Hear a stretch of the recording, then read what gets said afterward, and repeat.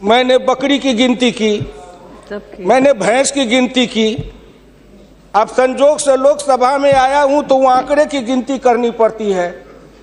Fiscal deficit, revenue deficit. अब मेरे जैसा आदमी उसमें उलझ जाता है कि बकरी गिनूं कि भैंस गिनूं कि डिफिसिट गिनूं। यहाँ आके डेफिसिट गिनो, वहाँ बाद में गिनो। इसमें मेरे गांव की जो गरीब औरतें हैं, जो खेत में काम करती हैं, पसीना बहाती हैं, मिट्टी पानी में सरती हैं, उनके शरीर से बदबू निकलता है। जीवन में कभी एक बार भी उनको लक्स और कौन रेक्सोना साबुन, कौन ये लिपस्टिक पाउडर, ये छूने का देखने का अवसर नहीं मिलता है। क्या उसकी दुनिया को इन्होंने देखा था? मैं उन्हीं से पूछना चाहता हूं। अब तो बड़ी बड़ी बात करते हो, आगे दिन पीछे गए, गुरु से किया न है तब पछतावा होत क्या, चिड़िया चुग गई खेत।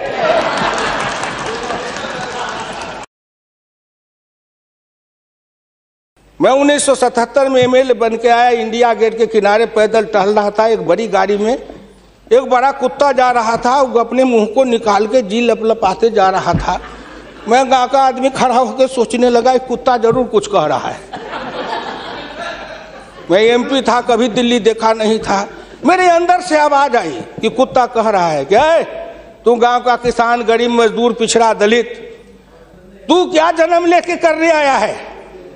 तुझसे मैं सौभाग्यशाली हूं। देख, मैं ठंड गर्म गाड़ी में बैठा हूं, केक खाता हूं, ऑमलेट कटलेट खाता हूं, गद्दे पर सोता हूं। तुमने देखा हिंदुस्तान, तुमसे अच्छा मैं हूं। उस दिन मुझे लगा कि इस हिंदुस्तान के बड़े लोगों के कुत्ते भी मुझसे अच्छी जिंदगी जी के रहे हैं, और मुझे उस जिंदगी से भी बदतर जिंदगी जिलाने वाले कोई नहीं है, आप हैं।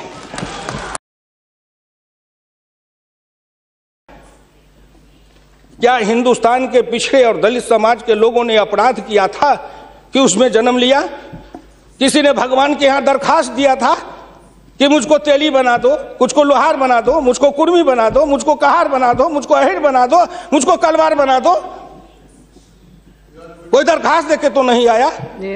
आज वित्त मंत्री जी को धन्यवाद देगा, प्रधानमंत्री को, कि उन्होंने बजट में कुछ ऐसी योजनाएं बनाई है जिससे हिंदुस्तान के जाति प्रथा के बंधन को ढीला करने का अवसर मिलेगा।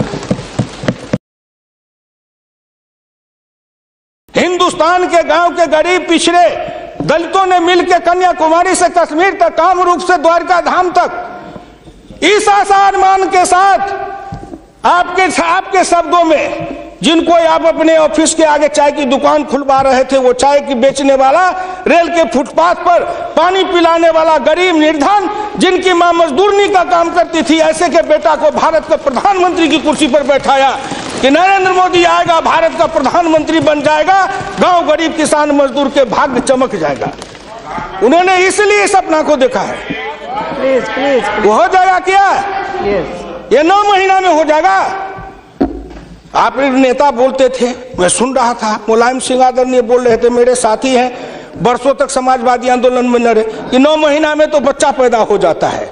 मैंने कहा कितनी वैज्ञानिक बात कर रहे हैं, ये तो वैज्ञानिकता है, प्रकृति का नियम है, 9 महीना में बच्चा पैदा होता है। लेकिन जो बच्चा पैदा होता है, क्या वो बच्चा 9 महीना में फिर बच्चा पैदा कर देगा क्या?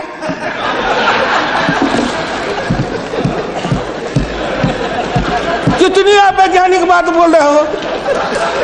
इस सरकार का 9 महीना हुआ, 10 महीना हुआ, सरकार पैदा हुई, अब क्या सोचते हो?